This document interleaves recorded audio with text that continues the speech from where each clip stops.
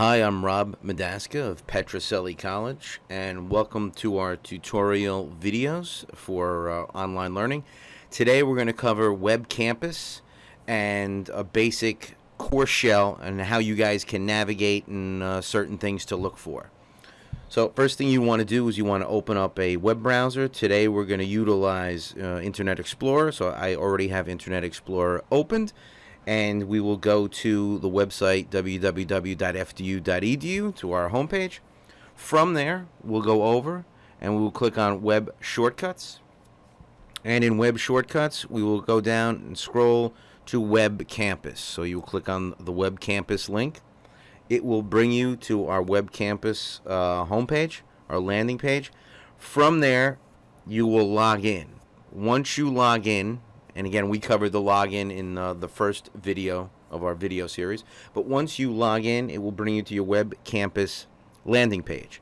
From your Web Campus landing page, you want to pick on a course or choose a course that you're currently enrolled in. So let's say I have a bunch currently live now. So I will click on one of the courses. So I will click on my leadership course. Once you click on your course, it'll bring you to your course homepage. Now, this is extremely important. From your course homepage, you have to remember that each course that you'll be taking here at Fairleigh Dickinson University is going to be slightly different. Now, the overall structure should be the same, but the course buttons should be slightly different. In my course, currently, I have the following buttons. I have the announcements buttons, and again, I'll cover each of these buttons on what they are and how they work. I have the book button. I have book purchasing options button. I will have, in this course, I have a book PDF version. Student book website, again, if you would have it. I have course documents here. I have my discussions button. I have the assignments button. Groups button. Exams button, faculty information button, and Blackboard Learn Videos for Students button. So these are basically the buttons that I have that for my course, for my leadership communication course, and that's COMM 3331 section E1D. This is how I have this course set up. Now remember, each course that you take and each professor that you have could have a slight variation. But overall, on the far left-hand side, in the main category section of Blackboard, which we call Web Campus, on the main category section, you will have your buttons, and these buttons help you navigate across your course and the different aspects of the course. We will start with the announcements button. I clicked on the announcements button. On the right-hand side, in the right panel, is going to be the subcategory or the actual reveal for the button. In this case, it's the announcements. Now, you guys, when you log in, you will see basically how announcements are set up and what your professor, any changes or any updates to the course or any things they want you to look at. Everything will be in the announcements section. To better give you an idea, I'm going to go to the student preview section. This will preview exactly how my students in this course would see the course, i.e. how you guys would see the course. So under the announcements, I only have the welcome announcements right now because for us, the semester just started. Any of the announcements that are posted up here from your professor would show up chronologically. So you would see these in order, what they want you to do, possible things they want you to work on, etc., etc. All of these would be found in the announcements button. By default, when you go into Web Campus, it's automatically going to go to the announcements button. So that'll be the first page that you see. The next button I have is for a book. So I will click on the book. Now, for this course, for leadership communication for my guys here, this is the actual book that we're utilizing. It takes me to an external site, happens to be McGraw-Hill Publishing, and shows me the actual book that we'll be using. So I usually put this up there for each of the courses I'm doing, whether it's leadership, whether it's a business course I'm teaching. This way, the students have direct access to whatever materials we'll be utilizing. This will vary depending on the courses that you are taking.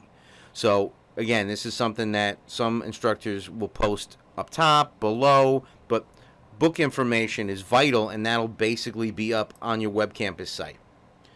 Going down to my other options, book purchasing site, and then the book PDF. I won't click on those because those will take me to the exact same section, or they'll go for the exact same book.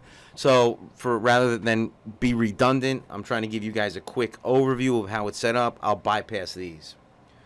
Same thing with student ebook site, because that'll take me to the electronic book site. But all of these are basically the book. They're all different versions of the book, which I give my students, so it gives them options on how they want to utilize the book for this course. I'm going to skip down to course documents. I will click on course documents. That shows exactly anything that's in here. Now, this will vary for each and every course that you have. For my course, as of right now, I have three things. I have the syllabus, I have the discussion questions, and I have PowerPoint files corresponding to the book. Syllabus is up top. It's labeled syllabus. Over here is the PDF version of the syllabus. So if students click on that in a separate tab, and I've had it set up like that, the PDF version of the syllabus will open up so they can download, print out, view. All this is up there for them to see. So I've put that in there under the syllabus section. I'll click back over here to the course document section, but the syllabus is listed first up on the top. The second thing I have are discussion questions. These are my PDF version of the discussion questions that I have for this course.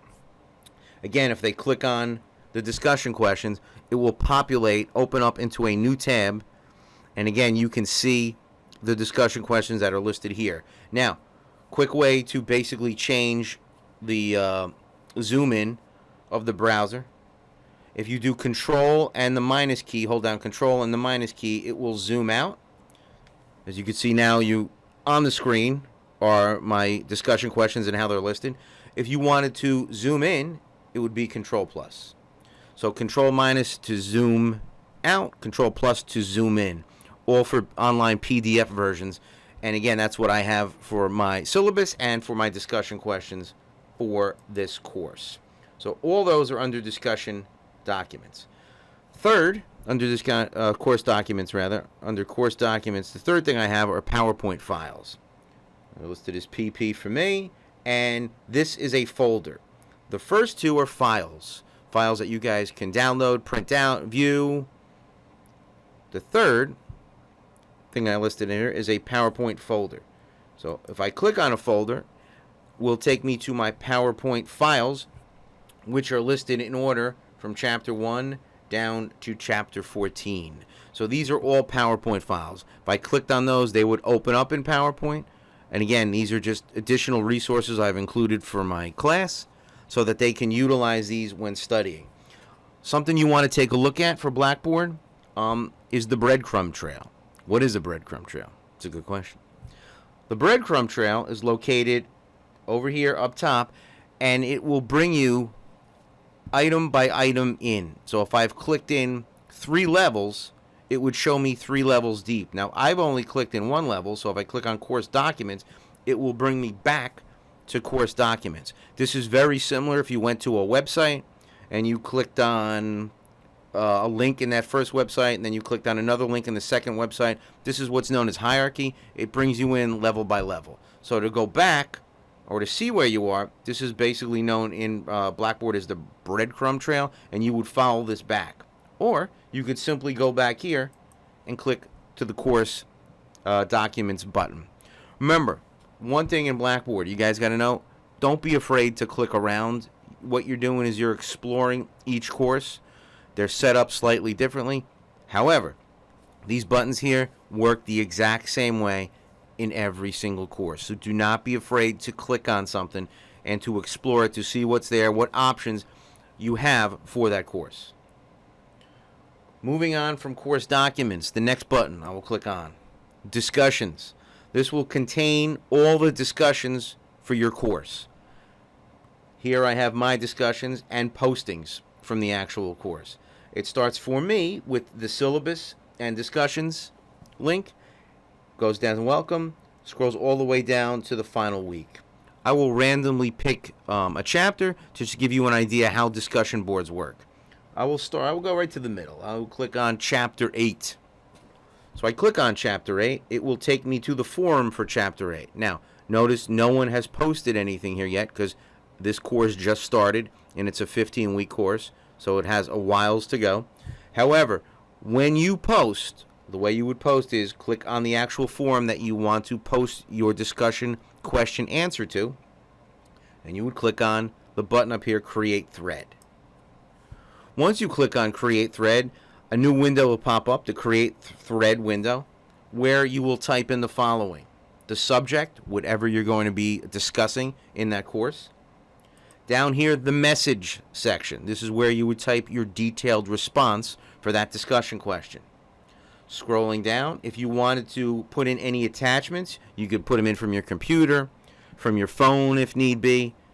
Once you're finished, you can either save draft, which means you can go back and edit it at a later time, or you can click on the submit button, and that would submit your response for that corresponding discussion question. This is how the discussion board works, and week by week, this is what you would do to increase interaction. Now, since I'm not going to be posting, I will click on the cancel button. It will bring me back to the actual thread that I was about to start. Now, I want to go back and look at the discussion board overall questions again, since I'm not going to be posting here. You can either use the breadcrumb trail up top, or you can go back here and click on the discussion button. And again, it could be named discussion board, discussions. All of these are roughly the same thing and work roughly the same way.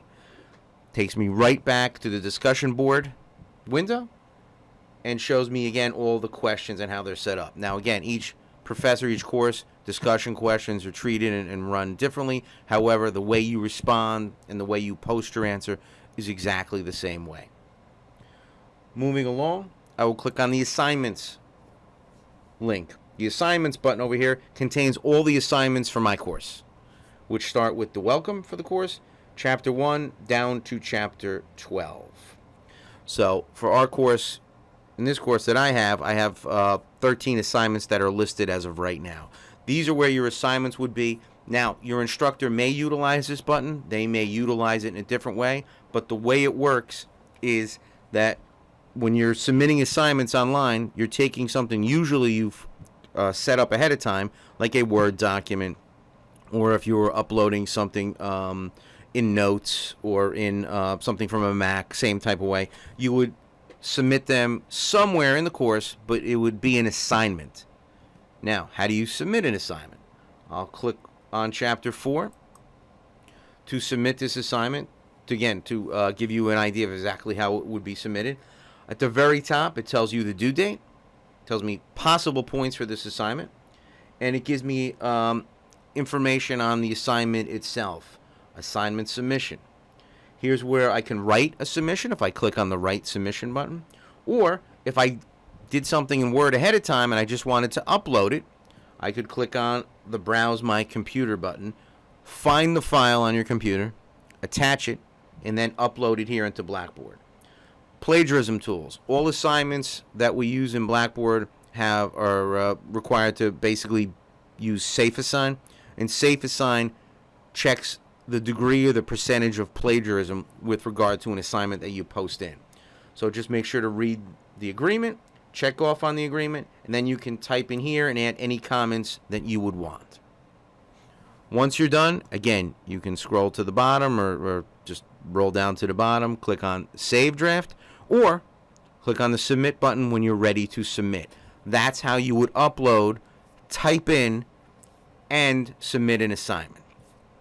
Since I won't be doing that, I will click on the Cancel button. It will bring me back to the assignments window and the list of assignments. This is exactly where you would go for my class, but remember, for each of the class to submit an assignment, the process is roughly the same. And again, don't be afraid to click on and examine your course. Again, you're an explorer. This is a virtual world, so you're virtually exploring each course. Next, groups. Your professor or your course may or may not have that. For this course, I will be having groups, and the way I do it is I randomly assign them later on in the semester, roughly about 8-9 weeks in. So this is why there's no content there right off the get. If you go to a button and there's no content in that button, that means your professor or instructor has not uploaded or created anything in there yet. So periodically check just to make sure that nothing actually goes in there. And again, your syllabus should, in detail, give you line by line exactly everything that's going to be covered for that semester. Next button I will click on is exams. For me, in the exams button, you can see there's no content displayed because I have not released my exams yet. Again, we just started. For this course, there are 4 exams. So when it would be time to take an exam, the student would click on the exam link, go to this section, they would click on the exam, and they would start the exam. Now, what does an exam entail? That depends on the course. We will be doing a complete separate video on the different types of exams and things to expect. But again, I can't reiterate enough. Any questions you might have, reach out to your instructor. They will gladly help you to get any of this technical stuff done so that you can have your experience as smooth as possible with taking courses here at Petrocelli. Next link is faculty information. So in faculty information, it has my information, my phone number where you could reach me directly. And again, if anybody has any questions, they can reach out to me directly. It also has my email. And to the right-hand side, it has my picture, which really, really loads completely slowly. But there's me. That's who I am. Okay? So if you have any questions, never hesitate to reach out to me, and I will help you as best as I can. Next link is an external link. It is basically links to Blackboard Learn videos for students. This is an external link from Blackboard. I put this in all the courses. It was designed by our graduate online director, Jim Benke, who does a great job. He put this link and sent it out to us, so I have linked this up to all my courses this semester so that if you guys or anybody in this course has any problems, they can go in there, and as you see as we scroll down, or I scroll down, there's all videos on all possible things that you might need. So again, this is for my course, an external link that I've posted up there. Your instructor may or may not have it, but know these tools are available to you at any time. Last 2 buttons, and then we're done with our quick overview of Blackboard, which turned out to be not so quick. Tools. Tools window will open up. In the Tools window, you will have a variety of links that help you out with regard to things that you might need. Starting with academic materials, Blackboard Collaborate, which would be an online meeting place inside Blackboard for you guys to conduct a quick lesson, do a quick Q&A, something like that. The blogs button, which your professor may or may not utilize. Glossary, journals. Your main one you want to look at is My Grades. When you click on My Grades, if your instructor puts the grades in there, these are where your grades will show up. And everything should be reflective in your syllabus. So make sure to read that in detail and to check out. And again, there are many buttons here, too many for me to cover every single one of them. Feel free to scroll down and take a look and see what tools are there, what they do, and if they would be applicable to you. Finally, the email button. Email button gives you a chance to email all students in your class, just the teacher, any teaching assistants that might be there. So it gives you another ability inside Blackboard to communicate with anybody in your course, whether it is a professor, whoever's teaching your course, or whether it's a fellow student or students whom you might want to reach out to for any given reason during the duration of the course. Clicking back to the announcements button, I will bring me back full circle. This is just an example of how Web Campus is basically set up, and your Blackboard shell specifically is set up. Go through. Each course is subtly different. Make sure you check on it and examine it and go through and take a look at what's there, because the more you know and the more comfortable you are with the actual Blackboard shell, the more comfortable you are going to be working on the actual course itself. And again, if you have any questions, my information was up there, and we have ways of reaching out on our YouTube channel that we're going to have linked up for you guys. So feel free to contact us at any time. I will now exit the preview. I hit continue to basically wipe out the preview mode that was set up by Blackboard, and will bring me back to the instructor's view of the course. I will go full circle, click on My FDU tab, and it will bring me back to the list of my courses. And again, on the right-hand side, should list the courses that you were in, past and present. Make sure to go in and check the ones that you were currently enrolled in to just become familiar. I've given you a quick overview of how the courses are set up. And again, moving forward, we'll have many more videos on specific features that you guys request for us to cover and just show you how things work. Again, I've been Rob Madaska from Petrocelli College. If you have any questions whatsoever, reach out to us, reach out to any of your advisors, and always know that the door of communication is open. We're here to help and assist you make your life easier with regard to any of the technology requirements that we have here. We'll see you next time on the next video.